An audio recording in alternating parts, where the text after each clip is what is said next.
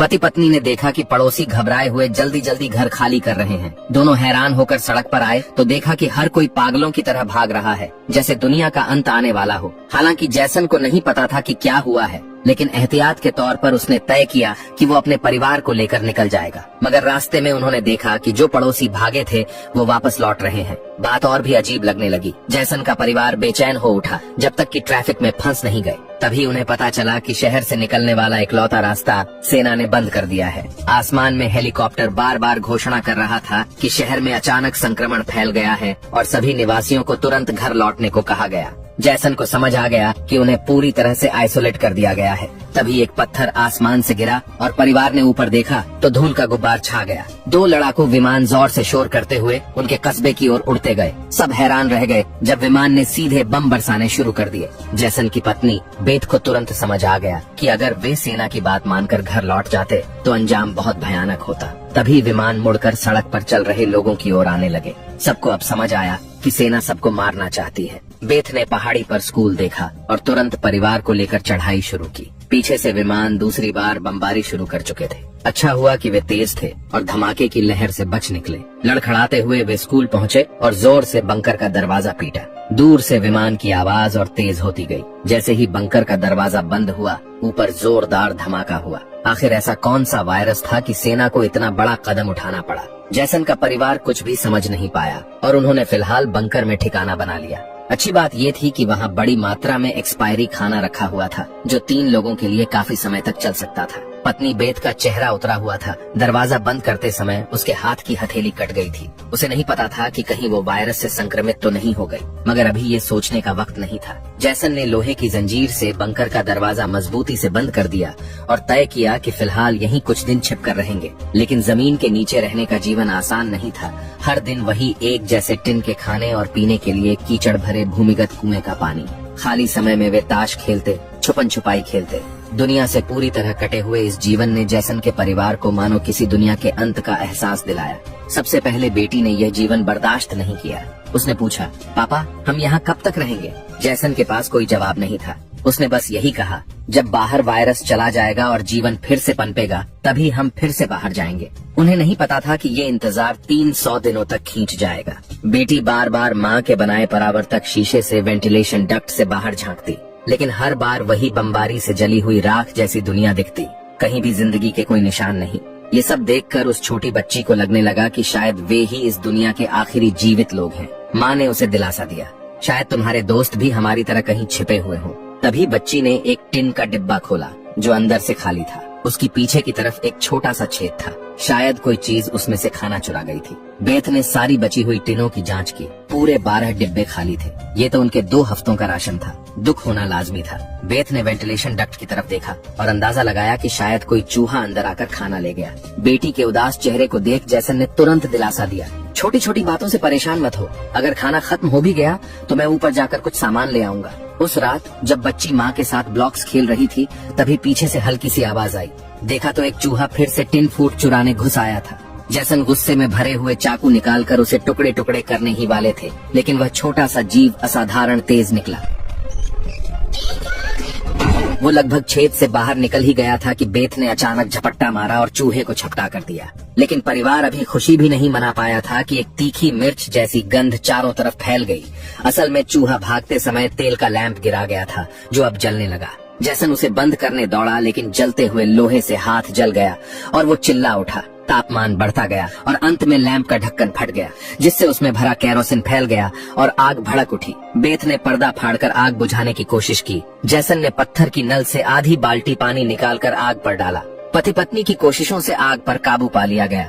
जब वे बिस्तर के नीचे छिपी बेटी को ढूंढने पहुँचे तो देखा वो एक आईने से सामने देख रही थी। दरअसल धुआं वेंटिलेशन डक्ट से बाहर निकल रहा था, जिससे उनका ठिकाना उजागर हो सकता था। अब सब लोग सांस रोक कर बैठे थे। जैसन ने सबसे पहले बोलकर कहा कि शायद रात का अंधेरा धुएं को छुपा लेगा। तीनों डर के साये में पूरी रात जागते रहे। सौभाग्य से कुछ भी अप्रत्याशित नहीं हुआ, लेकिन जैसन ने परावर्तक शीशे से देखा कि उस पर मोटी परत जली हुई कालिक की जमा हुई थी। यानी धुआं बाहर तो गया, लेकिन वेंटिलेशन डक्ट के चारों ओर कालिक जम गई होगी ताकि वे पकड़े न जाएं। पति पत्नी ने बाहर जाकर सफाई करने का निश्चय किया। उन्होंने दरवाजे की जंजीर खोली, बाहर की आवाजों को ध्यान से सुना और जब यकीन हुआ कि बाहर शांत है, तब दोनों ने मिलकर बंकर का दरवाजा खोला। अब बेटी अकेली अंदर रह गई थी, लेकिन बहुत देर तक इंतजार करने के बाद भी उसके माता पिता वापस नहीं आए। इसलिए उसने स्टूल पर चढ़कर परावर्तक दूरबीन से बाहर की स्थिति देखनी शुरू की। जल्दी ही उसने देखा कि उसके माता पिता बंकर के दरवाजे को छिपाने की कोशिश कर रहे थे, लेकिन तभी दूर जंगल में एक काली परछाई तेजी से सरकती हुई नजर आई। बच्ची ने जोर से चिल्लाकर पापा को पीछे देखने को कहा, लेकिन दूरी बहुत ज्यादा थी, माता पिता सुन ही नहीं पाए। घबराहट में बच्ची अपने डर को भूल गई और सीढ़ी पर चढ़कर बंकर से बाहर निकल गई। बाहर आते ही उसे एहसास हुआ कि उसके माता पिता अब वहाँ नहीं थे। बच्ची ने बेचैनी में जोर जोर से पुकारना शुरू किया। तभी अचानक एक जोड़ी हाथ उसके सामने आई। ये उसके छिपे हुए माता पिता थे। बच्ची कुछ बोल भी नहीं पाई थी कि अचानक एक झुंड जंगली हिरणों का वहाँ से भागता हुआ गुजरा। हालांकि वे तीनों बाल बाल बचे, लेकिन बेत की चिंता और बढ़ गई। इन हिरणों का इस तरह भागना जरूर किसी खतरनाक चीज से बचने की कोशिश थी। सबको खतरे का अंदाजा हुआ और वे तेजी से वापस बंकर की ओर भागे। जैसन ने लकड़ी की पट्टियों से बंकर का दरवाजा बंद किया और लोहे की जंजीर से उसे कसकर बंद कर दिया। सुरक्षा सुनिश्चित होने के बाद उसने सबको शांत रहने का इशारा किया और खुद पूरी एकाग्रता से बाहर की आवाजें सुनने लगा। ऊपर से वाकई में साफ साफ किसी के कदमों की आवाज आ रही थी, जैसे कोई वहाँ की असामान्य स्थिति भांप चुका हो। वो किसी चीज की तलाश में लगातार बंकर के ऊपर इधर उधर घूम रहा था। छोटी बच्ची डर के मारे फूट फूट कर रोने लगी। बेथ बस उसे चुप कराती रही, कहती रही कि अगर आवाज बाहर तक गई तो सब खत्म हो जाएगा। जैसन तुरंत आगे आया और बच्ची का ध्यान भटकाने की हर कोशिश करने लगा। धीरे धीरे बच्ची शांत हो गई। बेथ की नजर वेंटिलेशन डक्ट पर ही टिकी थी और उसके दिल की बेचैनी बढ़ती जा रही थी। अचानक ऊपर से जोर की टक्कर की आवाज आई और फिर भारी कदमों की गूंज। जैसन ने आवाजों का पीछा किया और अंत में वो कदम उनके बंकर के ठीक ऊपर रुक गए। उसके माथे पर पसीना छलक आया।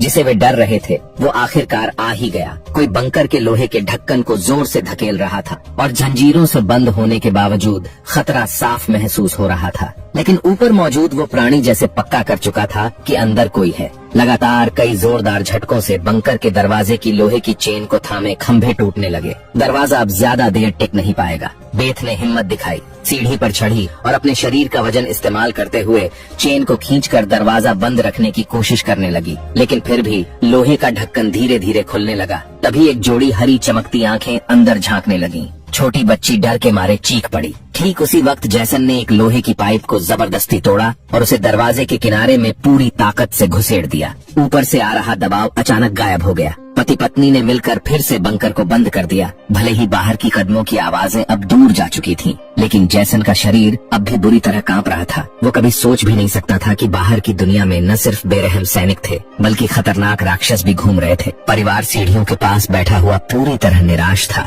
क्योंकि अब उनका ठिकाना उजागर हो चुका था और किसी भी वक्त नए हमलों की आशंका थी। वाकई ज्यादा समय नहीं बीता कि भंडार कक्ष की अलमारी हिलने लगी और ऊपर से फिर तेज कदमों की आवाजें सुनाई देने लगी, मानो हजारों जीव उनके सिर पर दौड़ रहे हों। फिर वो सभी बंकर के दरवाजे पर इकट्ठा हो गए और जबरदस्त हमला शुरू कर दिया। इस बार की ताकत पहले से कहीं ज्यादा थी। मजबूत लोहे का दरवाजा टूट गया और अंधेरे बंकर के मुहाने पर अनगिनत आंखें चमकने लगी।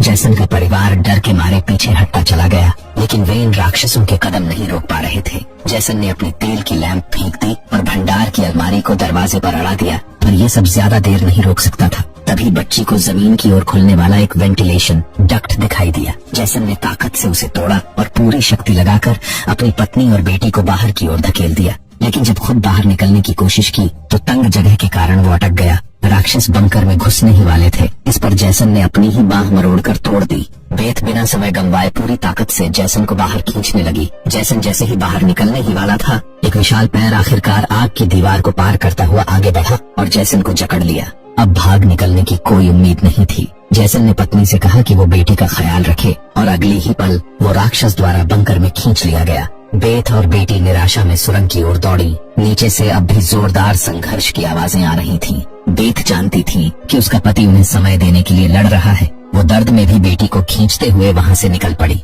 लेकिन भागते भागते उन्हें कुछ अजीब महसूस हुआ। जो हाईवे बाहर की दुनिया तक खुलता था, अब वहाँ ऊंची दीवार खड़ी थी। तभी एक हेलीकॉप्टर दूर से उड़ता हुआ आया और उसकी तेज स्पॉटलाइट में माँ बेटी पूरी तरह उजागर हो गई। अब उनके पास भागने का कोई रास्ता नहीं बचा। फिर देखा गया कि आकाश से एक विशाल जाल नीचे गिरा और बेथ व उसकी बेटी को कसकर जकड़ लिया। जाल की जाली के बीच से उसने देखा कुछ हरे आंखों वाले काले साए उनके पास आ रहे थे। इसी वक्त बेथ को एहसास हुआ ये सो वह क्वाइम असल में तो सुरक्षा सूट पहने सैनिक थे, लेकिन अब माँ बेटी दोनों उनकी मर्जी के हवाले थी। उनमें से एक सैनिक ने एक बड़ी सी इंजेक्शन निकाली और दोनों के गले में बारी बारी से चुभा दी। जैसे ही काली रक्त की बूंदें निकलने लगीं, सैनिक ने ऐलान किया कि दोनों संक्रमित हैं। उसके आदेश पर सभी सैनिकों ने अपने हथियार ताने और माँ बेटी को वहीं मार डालने की तैयारी करने लगे। असल में जब वायरस पहली बार फैला था तभी इस छोटे से कस्बे के कई निवासी इसकी चपेट में आ चुके थे। ये वायरस हवा से फैलता था और इसका संक्रमण बेहद तेजी से होता था। संक्रमित लोग खुद भी नहीं जानते थे कि वो बीमार हैं। सेना के पास वायरस को रोकने का एकमात्र तरीका था बेरहमी से संक्रमितों को खत्म कर देना।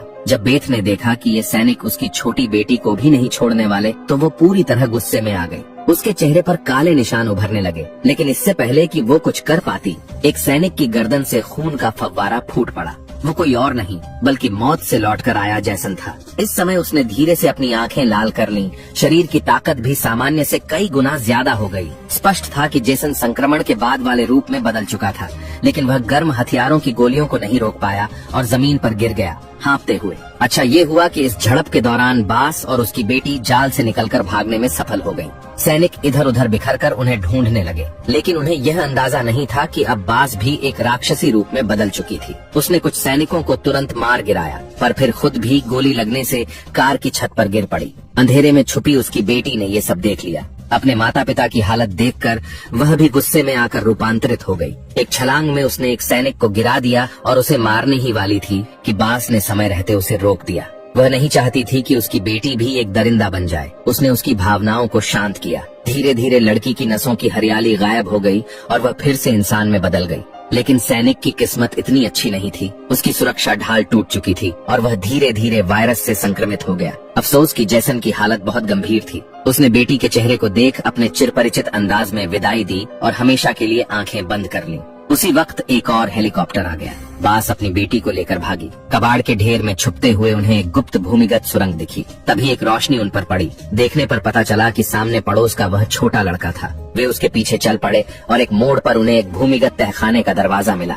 वहाँ बहुत सारे परिचित लोग छुपे हुए थे। असल में बहुत से बचे हुए लोग वहीं पर थे। जिंदा रहने के लिए वे अंधेरे में चूहे जैसे जीवन जीने को मजबूर थे। मुख्य किरदार का परिवार हर दिन उन राक्षसों से भाग रहा था, लेकिन सच में वे खुद सामान्य लोगों की नजर में राक्षस बन चुके थे। अगर उनकी बातचीत पर ध्यान दिया जाए तो लगता है उन्हें पहले से पता था कि वे संक्रमित हैं और यह भी कि गुस्से में वे रूपांतरित हो जाते हैं। इसी वजह से वे बार बार अपनी बेटी से कहते थे कि गुस्सा मत करना। तो दोस्तों, आज की कहानी यहीं खत्म होती है। अगर पसंद आई हो तो जुड़े रहे, अगली बार फिर मिलेंगे।